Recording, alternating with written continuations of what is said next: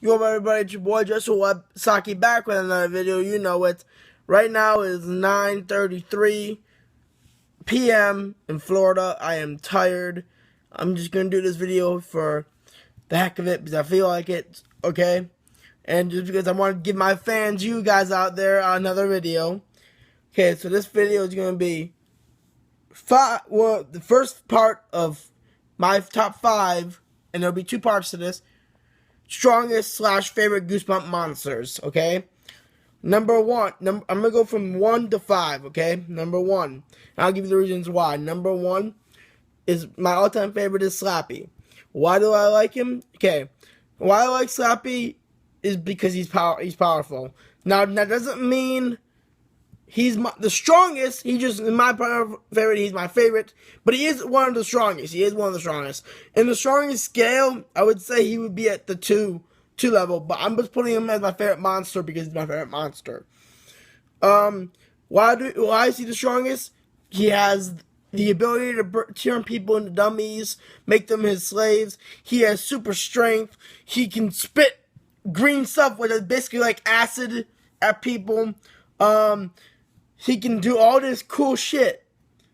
Yet, and he even says in the books, "Don't fuck with me. I'm magical. I can kick your ass." He basically almost broke a girl's hand by squeezing it so hard. He strangled a girl. He grabbed a girl by the hair and dragged her. And he almost killed a dog. You must be able to kill a dog, buddy. I'm going to tell you that. A dog is the cutest thing in the world. So are cats. I have 3. And I have 1 dog. And to kill a dog, you must be evil. You gotta be. That's why I'm going to say. Number 2 is Carissa from Be Careful What You Wish For. Why do I think she's the most powerfulest one? Two things, or one reason. She's able to grant wishes. So any of the monsters that I just say in this video, all she has to do is, "I wish it was gone." Boop, it's gone. Or, "I wish it would die." Boop, it's dead. It's not that hard. See, that's how powerful she is. That's why I think she is. And plus, I'm not a big fan of the book, but I do like that. I do like the episode. And I do like it because it is a natural saying. Be careful what you wish for. And the finishing of the saying, because you just might get it. Just not the way you wanted to get it. And number 3 for this one would be, I would have to say, the Haunted Mask. For me, it's the Haunted Mask. Even though in my top favorites, he is tied. Or they don't give you the gender of the Haunted Mask itself, but I'm specifically leaning to a he. It's for some reason, I don't know why. He or she is tied with Slappy on my favorite list, but the reason why I view the Haunted Mask is very powerful. One thing is the only thing that can kill it, and that is fire. Everyone knows that. The only other thing that I know of, maybe you could rip it apart. Who knows? Maybe you could rip it apart. Maybe, I don't know. But it keeps coming back no matter what anyone does to destroy it. It keeps popping up. It's always brought back by the power of Halloween. And the thought of, as a kid, when I read the Haunted Mask book, that a mask that you put on for Halloween just starts to take you over and basically would make you such an evil person and change your personality and do that shit to you, freaked me out a little bit. I didn't wear a mask for a week, and it was the week right before Halloween, so I was kind of sad not to wear a mask because at my school we were having all these Halloween things, and one of them was a mask contest, and as a kid I used to make like masks, which I was pretty good at, but I couldn't wear them. The part of the mask contest was wearing them, and I think the prize was like 100 books or something. I think it was the complete Goosebumps collection, now that I think about it. The first complete 62, which I could have used back then. And I was so afraid of reading the Haunted Mask after I read Haunted Mask 2 that I wouldn't that I want to put on a mask for the competition, and my masks were really good. I think I made a devil mask, which was really good. And it was they wouldn't count it as a win, but I asked them if I could get someone to put it on for me, but they said it had to be me or no, or it wouldn't work, so I got disqualified. And I was in second place too.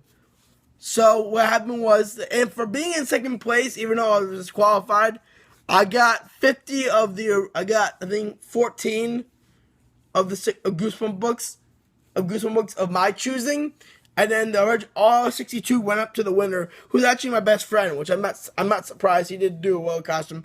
I think his was all. I think he actually made the haunted mask from the haunted mask. He made a replica of it, which I'm not surprised because his dad was a mask maker for a Halloween store. So yeah, he did pretty good. Anyways, but I'm telling you this, when he walked into that gymnasium when I was in that year, and the haunted mask costume, I literally freaked the fuck out. I kind of freaked the fuck out. I grabbed what's it called? A small baton that was on my table and for the mask thing, and I went over and about to hit him with it, and he's like, he turns off mask. Josh, it's me.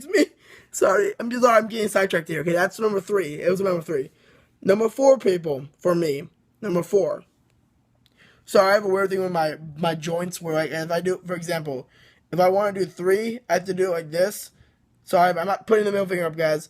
But if I have to do, like, 2, like, I do that and stuff like that, it's weird. It's a weird thing with my joints. Anyways, what was that? So number 4 would be, for me, the Monster Blood and the Blob are tied, because no matter what they do, no matter how much they eat, they keep growing and growing and growing and growing. So I'm just gonna put Monster Blood and the Blob that ate everyone at 4. And number 5 right now, I'm gonna go with,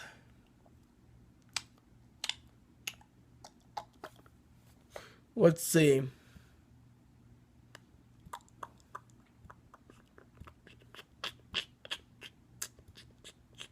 I'm gonna go with Executioner. Obviously, I like Executioner, not because I know people he is not a monster. Particularly, he is a human being. But he would be. I think his portrayal is rather accurate to an executioner's way of life. For example, if an executioner's job in the Middle Ages was to execute you, he didn't care if you were innocent or not. His job was to execute you. So if he was given the order to kill you, he did the order. He don't give a shit. And that's the scare. I think that's the saddest part too. Unless someone of high influence, maybe the king or someone later of other influence, that hired him to kill you, not hired him, but like has influence with the king, comes and says to spare you, you are basically dead meat.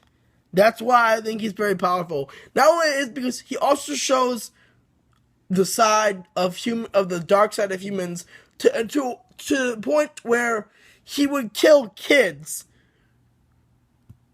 just because of their royal status. Yes.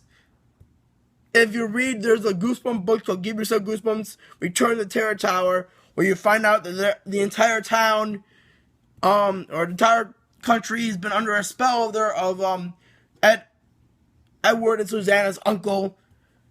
And it's not really his fault that he's just been doing under a spell. So like he's kind of some kind of trance. But still, to be evil enough to actually about to execute kids, little kids, 12 and a 13-year-old, you gotta be effed up in the brain. Or something's wrong with your brain. Anyways, guys, that's my first top 5. There's gonna be another part 2 to this. I will see you in the next video. Like, comment, subscribe, and stay cool.